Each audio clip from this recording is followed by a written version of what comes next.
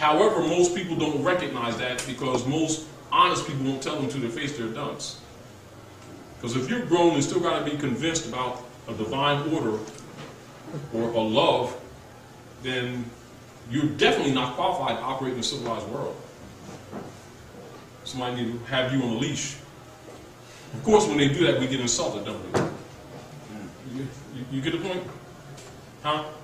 Do you see why certain people, when they travel the world, there's certain people that just run around all free, and a certain group of people, particularly, if they're going to other people's country, they're usually on some boat tour, and they don't let them go too far from the shore or some little hotel. And they get insulted and called racism, don't they? But everybody in the civilized world knows that those such persons do not honor their mothers and fathers. And since they don't, you know they're dangerous to you. Because they'll sell you out for a few pieces of silver.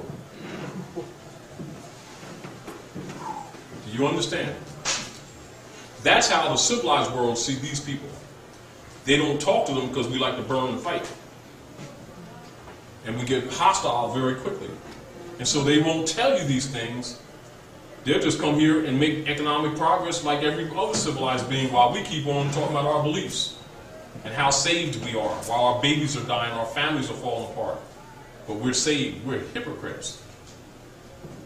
Back to point. The Franciscan Brotherhood, when they overthrew the empire, the Maghrib, they needed a rule of law in order to govern the defeated people, which is why they took the children from the mothers.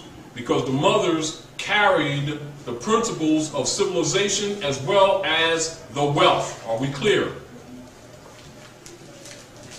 Why do you see the tradition of women in the Asiatic and African countries always wearing bands of gold around their neck, around their arms, the jewelry, even in their turbans and their fezzes, etc., the jewelry?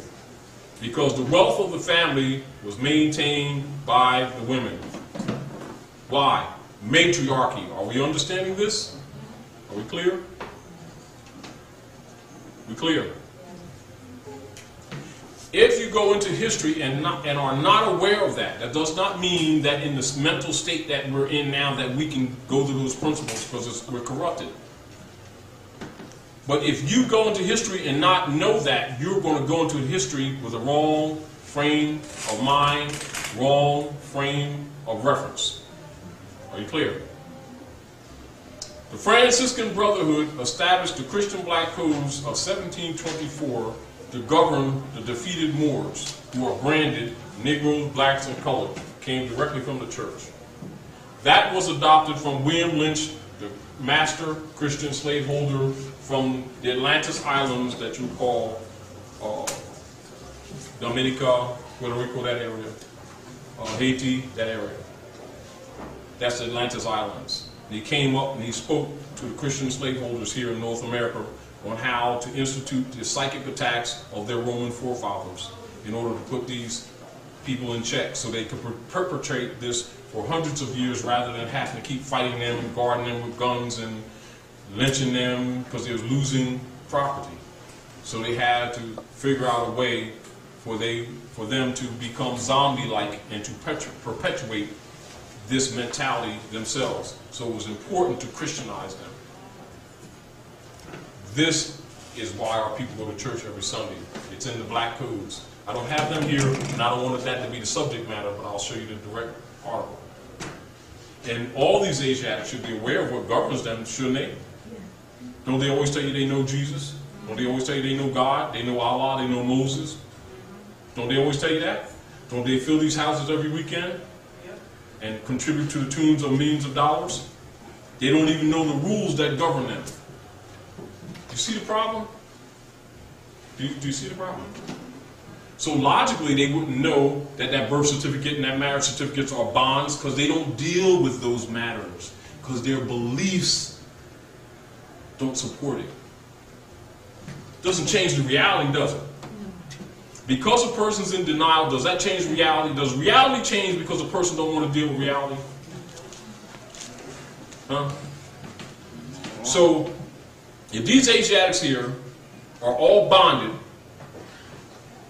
and thereby have no rights, and then accuse the rest of the civilized world of prejudice because their absence of rights, and don't recognize that their birthright has been stolen, is the rest of the world responsible to their ignorance? When the birthright is founded in the honor of their own mothers and fathers, and recognized by the world only thereby. Are you following me? If you're a European slaveholder, Dutch master, and you've got these Asiatics in chattel bondage, and after 5, 6, 7 generations, they're still transacting business in your family names, would you not file a bond against them? Would you be wrong to? Should anything that you buy or sell with the mark or the number of their name be bonded to their corporation and not to anything to your benefit? Is that unjust?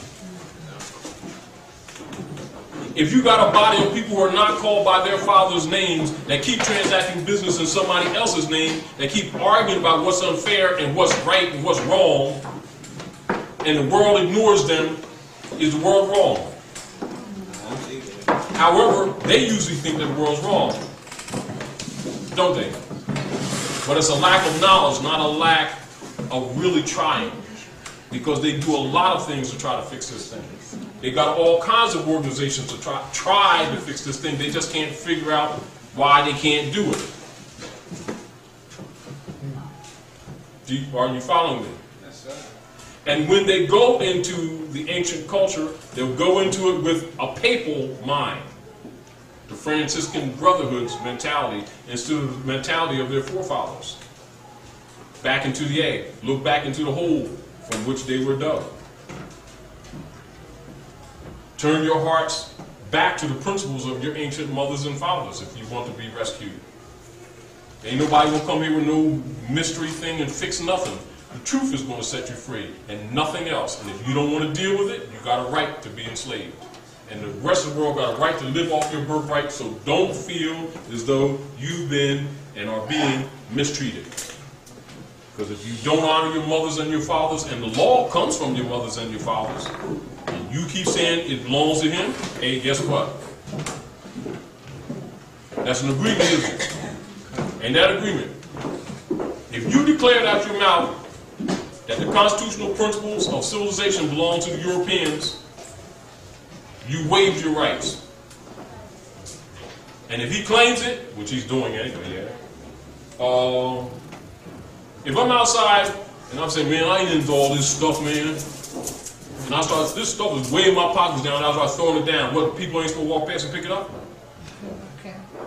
So if people willing to give up their birthright for a little welfare check or something else, or why should they be mad? They sell their birthright for a bowl of red pottage. Because that's what these people did. But they blame the rest of the world, don't they? Because they dishonor their mothers and their fathers. They claim that the Nazarene is a Roman.